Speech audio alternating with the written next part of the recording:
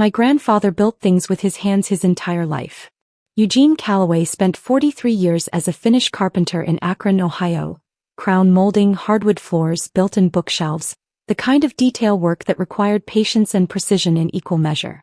He never owned a large company or held an impressive title. What he owned was a modest house on Fairview Street that he'd paid off in 1987, a truck he maintained with religious consistency, and a savings habit so disciplined that my grandmother used to joke that he treated every dollar like it might be the last one he'd ever see. When he died at 81 after a brief illness and a long life lived almost entirely without complaint, his estate totaled $247,000. This included the house, which was sold and split between his 3 surviving children, and a cash savings account that he had designated in his will to be divided equally between his grandchildren. There were 4 of us. The math was straightforward. My share was $61,500. My brother Daniel's share was $61,500. Our cousins Renee and Marcus received the same. The will was clear. My grandfather had been a precise man who did not trust ambiguity in his woodwork or his legal documents. The executor was his longtime attorney, a careful man named Harold Briggs who had drafted the will 7 years before my grandfather's death and updated it twice since. I was 28 years old when my grandfather died. I had been working for 2 years as a commercial real estate analyst at a mid-size firm in Cleveland, a job I had chosen deliberately, not for its salary which was adequate but not remarkable, but for what it was teaching me. Every day I spent underwriting deals, running pro forma models, analyzing cap rates and debt service coverage ratios and neighborhood-level vacancy trends was a day I was getting paid to learn a business I intended to own. I was taking notes the entire time and not the kind that get filed and forgotten. I had also, by the time my grandfather died, already purchased my first property. It was a small commercial strip in a transitioning neighborhood on Cleveland's east side. A 4-unit retail building with 1 occupied tenant, a dry cleaner who had been there for 11 years and had no intention of leaving, and 3 vacant units that the previous owner had let deteriorate through a combination of indifference and cash flow problems. I had purchased it 8 months earlier for $187,000, using $34,000 of my own savings as a down payment and a small business loan from a community lender I'd spent 4 months cultivating a relationship with. At the time of my grandfather's funeral, I had already leased 2 of the 3 vacant units, a bookkeeper who wanted a small professional office and a specialty food retailer who needed ground floor retail on a corner. My cash flow after debt service was $1,840 a month. I was 28 years old and a property was generating almost $2,000 a month in income while I slept. Nobody in my family knew any of this. I hadn't hidden it out of secrecy exactly. I hadn't hidden it at all in the active sense. I simply hadn't announced it because in my family, announcements about your own achievements were considered a form of showing off, which was considered worse than failure. My mother, Carol Calloway Brooks, was a woman who expressed love through worry and expressed pride through silence, which meant the two were often indistinguishable. My father had left when Daniel and I were in middle school, which had compressed the family into a tight triangle, Mom, Daniel, and me, where the roles had calcified early and stayed fixed. Daniel was the dreamer. I was the steady one. The dreamer got the encouragement. The steady one got the assumption that she was fine. I had spent most of my 20s finding this more useful than painful. When no one expects a dramatic success from you, you can build one without interference. Harold Briggs conducted the will reading in his office on a Thursday afternoon, 3 weeks after my grandfather's funeral. Present were my mother, my Uncle Paul, my grandfather's younger brother who had been named a secondary executor, my Aunt Roberta, Daniel, Renee, Marcus, and me. The room was wood-paneled and smelled of old paper in a way that felt appropriate. Harold read the document with the unhurried precision of a man who understood that the words he was reading had been chosen carefully and deserved to be delivered the same way. When he reached the section distributing the cash savings account, he read each grandchild's allocation clearly and without editorializing. $61,500, 4 times 4 names. Daniel, sitting 2 chairs to my left, nodded slowly with the particular expression of someone running calculations. The meeting concluded. Harold offered coffee which everyone declined. We gathered our coats and moved into the hallway, and it was there, before we had even reached the elevator, that my mother turned to me with the expression I had been seeing my entire life. the expression that meant a decision had been made before the conversation began. "We need to talk about the inheritance," she said. "Hey," I said. "Not here." She glanced at Harold's closed door. "Sunday. Come for dinner." I came for dinner. The pot roast was my grandfather's recipe, which my mother made only on occasions that required emotional weight. The good china was out. Daniel was already there when I arrived, sitting at the kitchen table with the relaxed posture of a man whose outcome has been secured. Uncle Paul was there too, which was unusual. He lived 40 minutes away and didn't come to regular Sunday dinners. We ate first. My mother had learned, over decades of difficult conversations, that food softened the room. She wasn't wrong. It was over coffee that she said it. "Your grandfather would have wanted Daniel to have this." She was not meeting my eyes. She was looking at the centerpiece, a small ceramic vase my grandfather had made in a community art class 3 years before he died. His restaurant dream is important. He has a real plan now, a location he's looking at, suppliers he's spoken to. This is his moment. "You have a stable job," Uncle Paul added, not unkindly.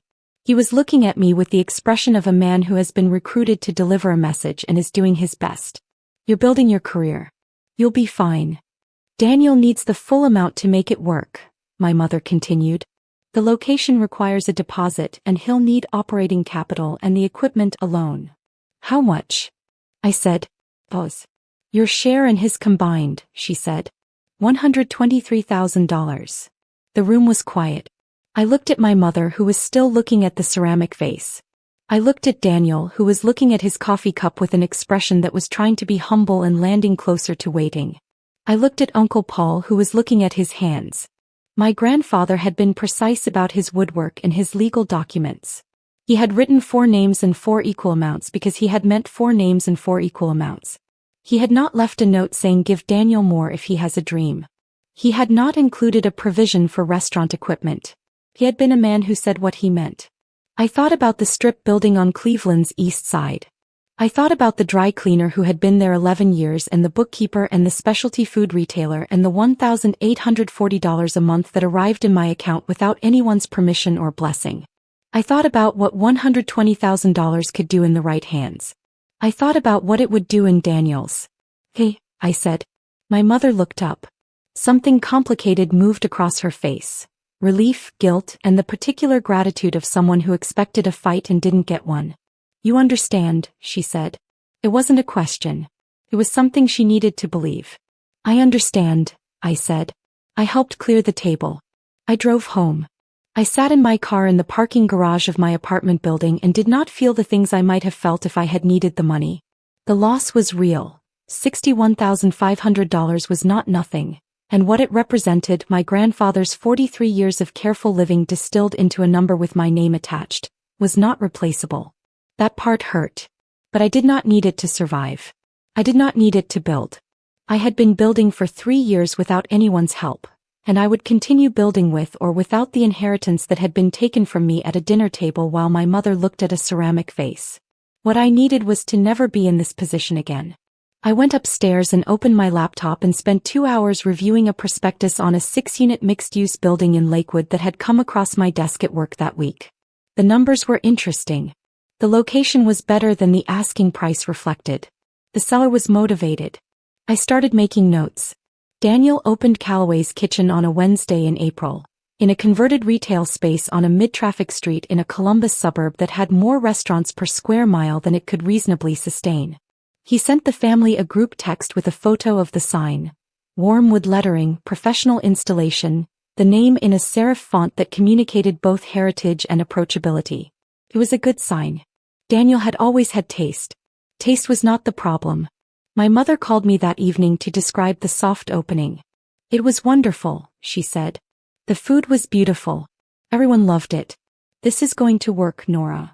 Her voice carried the particular relief of a woman who has made a bet and seen the first card come up right. "I'm glad it went well," I said. I meant it. I had no interest in Daniel failing. I had every interest in Daniel succeeding, because Daniel failing would be Daniel's problem and my family's crisis, and eventually, in some form I couldn't yet predict, my problem too. I sent him a congratulations text. He replied with 3 fire emojis. I closed on the Lakewood building in May, 6 weeks after Daniel's opening. The Lakewood property was a 6-unit mixed-use building, 4 residential apartments on the upper 2 floors and 2 commercial units at street level, that I purchased for $412,000 with a conventional commercial loan and $68,000 of my own capital as a down payment. The seller was an out-of-state investor who had neglected the property for 4 years and priced it to move quickly. I had 3 of the 4 residential units occupied within 45 days of closing. The 2 commercial units were leased before I closed. I had called potential tenants before I even made the offer, because I had learned from my first building that vacancy is always more expensive than the cost of being early. Combined with the East Side Strip, my monthly cash flow after all debt service was now $4,200. I did not tell my family. Through the summer, updates on Calloway's kitchen arrived in the family group chat with decreasing frequency. The opening had generated a rush of friends and family traffic and a solid first few weeks. By June the posts were less frequent.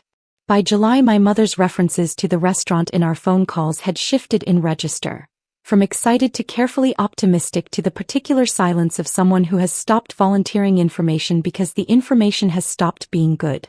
I asked once in August how the restaurant was doing. "Daniel is working through some things," my mother said. I said I was sure he'd figure it out. In September I purchased my 3rd property, a single-tenant commercial building in a Cleveland suburb, a dentist's office on a triple net lease, which meant the tenant paid taxes, insurance and maintenance in addition to rent. Triple net leases were as close to passive income as commercial real estate allowed. The building cost $295,000. The lease had 4 years remaining at $2,800 per month.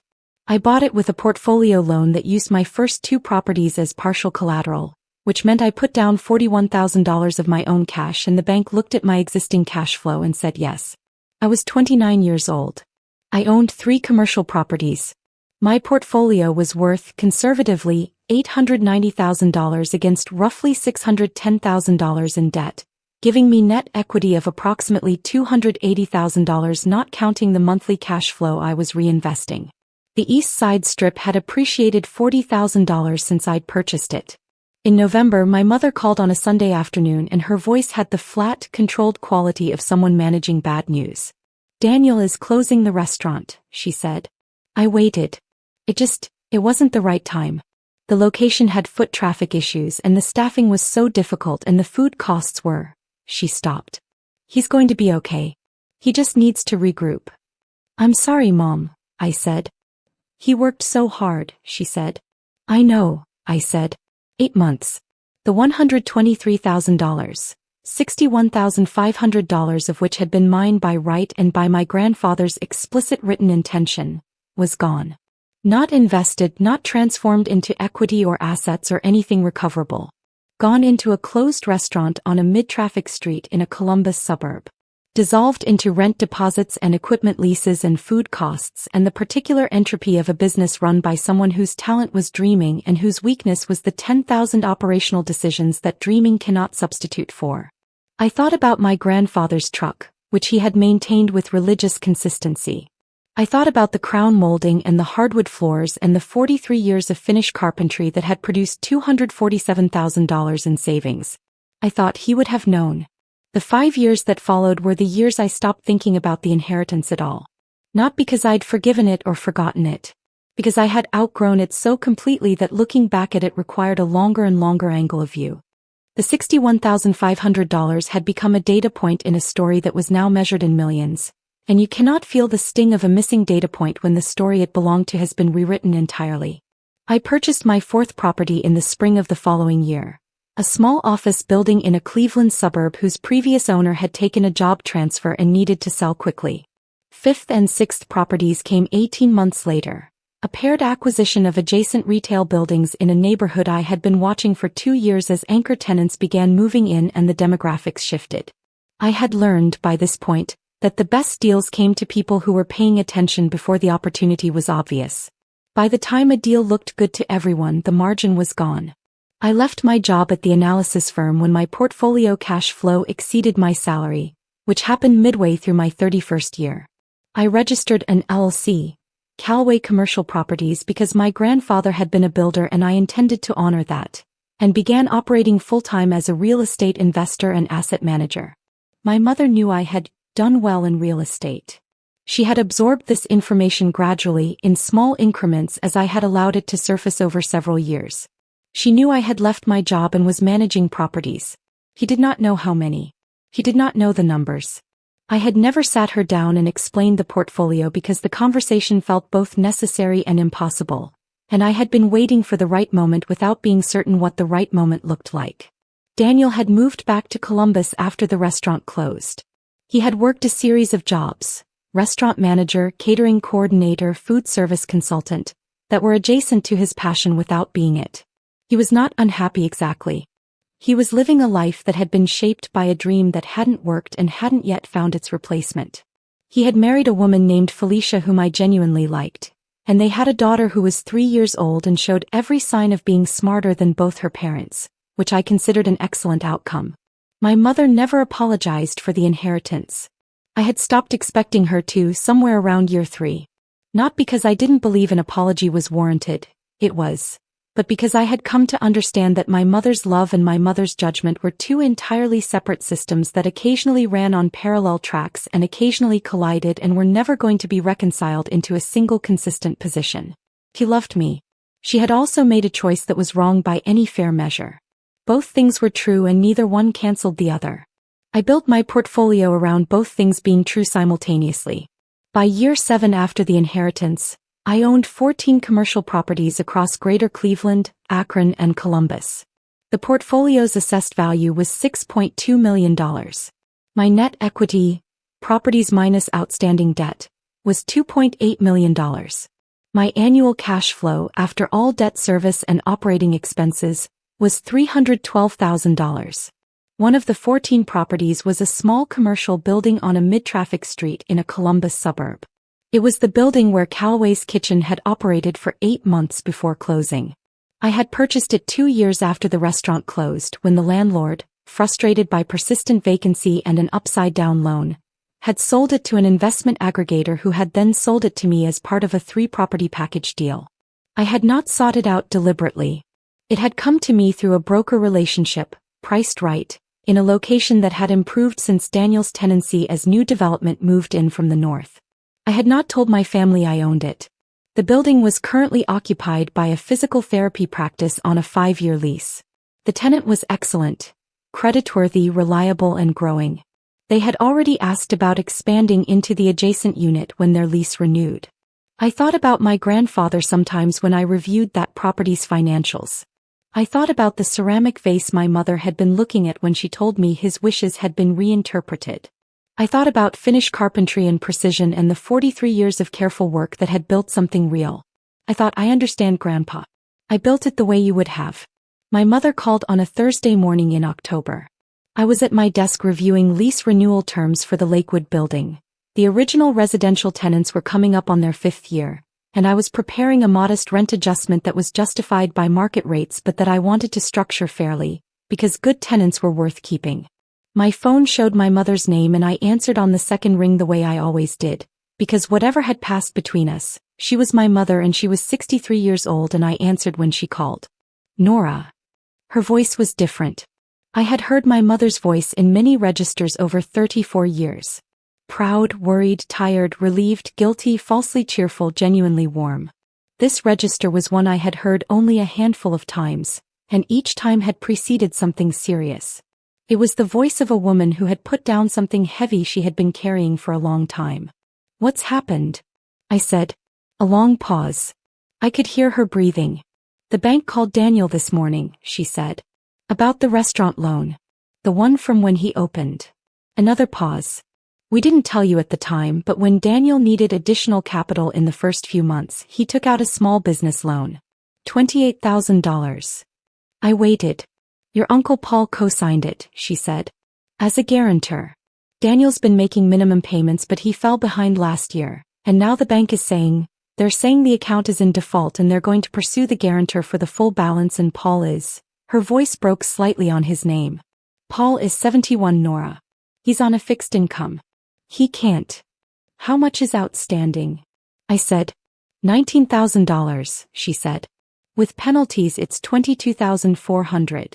The room was quiet.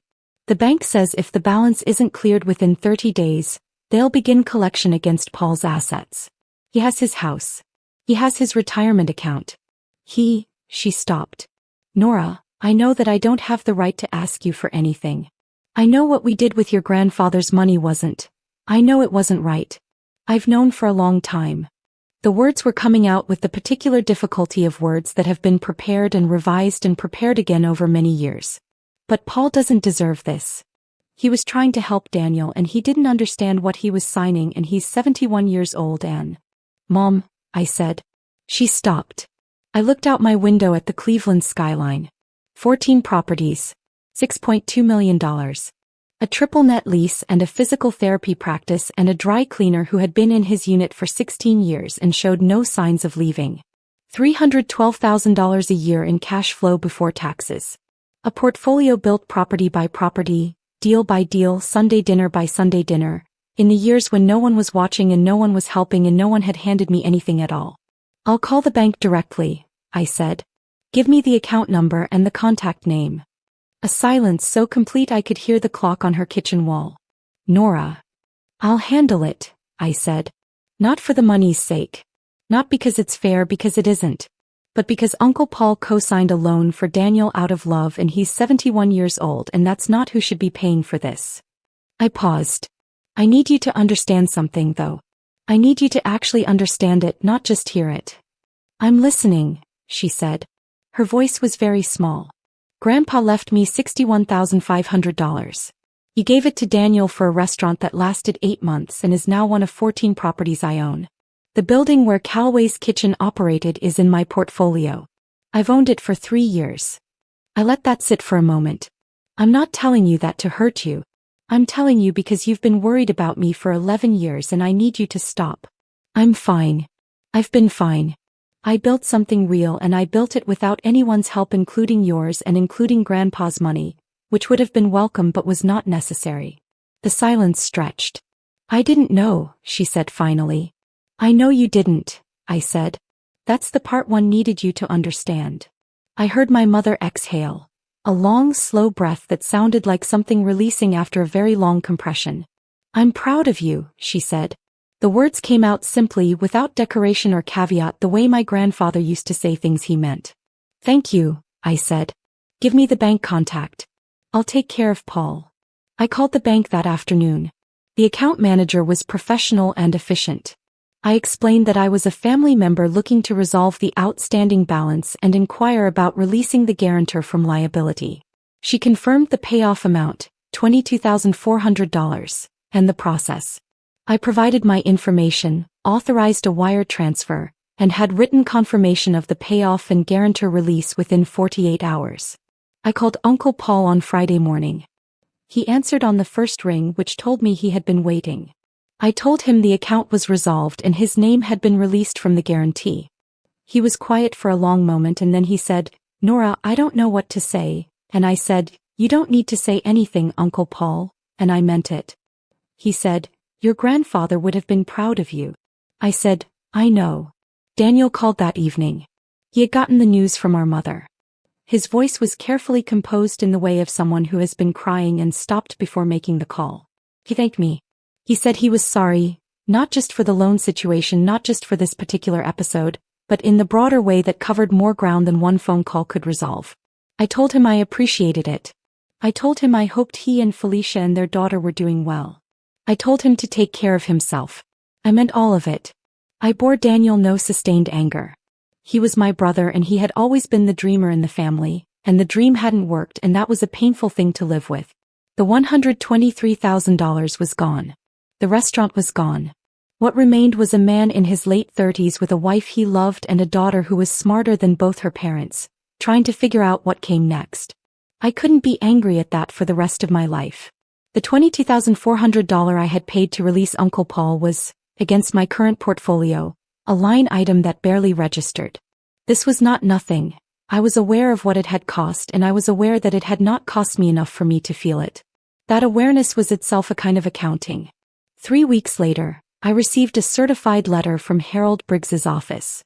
I opened it at my desk on a Tuesday morning, curious because Harold had retired 4 years earlier and I hadn't heard from his office since the estate had been fully settled. The letter was from the attorney who had taken over his practice, a younger woman who was handling the remaining matters from Harold's client files.